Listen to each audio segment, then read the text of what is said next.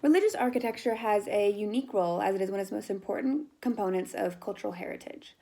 Architecture exists to create the physical environment in which people live, but also a big part of religious culture. Overall, architecture is seen as a representation of how we see ourselves as well as the way we see the world.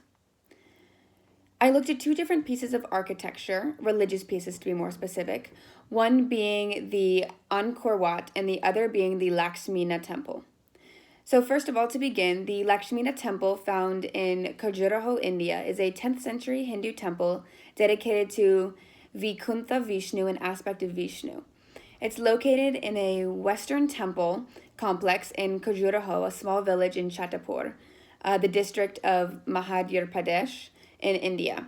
So, overall, this temple is a big temple complex that stands on a high platform. And it also consists of the elements of Hindu temple architecture. For example, it includes an entrance porch, which is a big staple of Hindu temple architecture. The other piece I looked at was the Angkor Wat, found in Cambodia, which is one of the largest monuments, religious monuments in the whole world.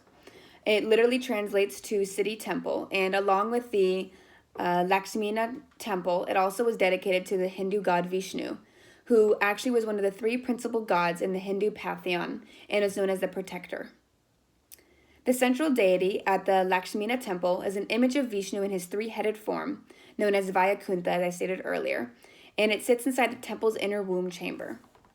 The Lakshmina temple is an excellent example of the Nagara style of Hindu temple architecture. And in its most basic form, the Nagara temple consists of a shrine, known as the Vinmina, I believe, and it's essentially the outside shell womb of the chamber.